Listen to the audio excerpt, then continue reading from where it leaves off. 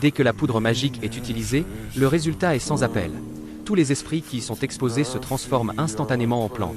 Le chaos s'installe. 3 fées nourrices fuient de toutes parts, tandis que l'esprit de l'arbre, sentant le danger, se jette en avant sans hésiter.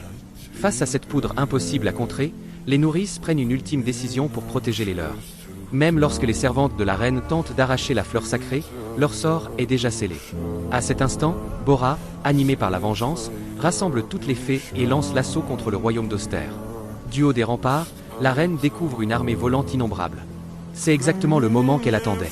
Pendant ce temps, Elora parvient à s'échapper de sa chambre grâce à des draps noués, rejoint la chambre du prince et révèle aussitôt le complot de la reine. Ensemble, ils découvrent le roi plongé dans un profond sommeil. En voyant une blessure identique à celle des victimes précédentes, le prince comprend enfin que tous ont été manipulés. À l'extérieur, les fées arrivent aux portes du château.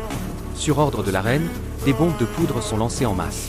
Les fées touchées perdent aussitôt toute vie, et la bataille tourne presque au massacre unilatéral. Florian, chef des fées, réagit rapidement et ordonne un vol à basse altitude pour éviter les machines de siège. Mais la reine avait tout prévu.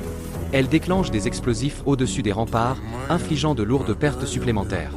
Malgré tout, grâce à leur nombre, certaines fées parviennent à pénétrer dans le château. Au même moment, Marin achève son rituel.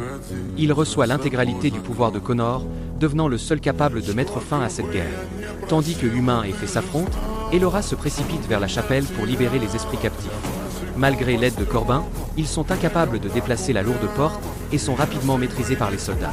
Mais soudain, Corbin commence à se métamorphoser. Dans le ciel, Marin apparaît alors, dominant le château par une aura écrasante. La créature ours-croc déchire les portes et libère tous les esprits. Le scientifique ouvre à son tour les cages, relâchant les champignons captifs. Marin, à lui seul, détruit l'ensemble des plateformes de lancement. Voyant le prince tenter d'apaiser Bora en jetant une arme, Marin comprend que la véritable ennemie est ailleurs. Il s'élance à pleine vitesse vers la reine. Face à cette puissance magique, elle ne tremble pas, convaincue de comprendre la faiblesse humaine. Comme elle l'avait prévu, Elora s'interpose, implorant la clémence pour l'humanité.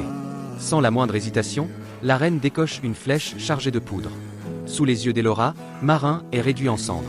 Convaincue d'avoir triomphé de la magie, la reine exulte, certaine d'avoir gagné. Mais ce qu'elle ignore, c'est que ce n'est qu'une illusion. Dans un éclat de feu et de lumière, Marin renaît grâce à la puissance du phénix. En un instant, sa force détruit la moitié du château. Acculée, la reine pousse Elora dans le vide. Marin plonge immédiatement à sa suite, laissant derrière lui un royaume brisé. Mais une guerre enfin arrivée à son terme.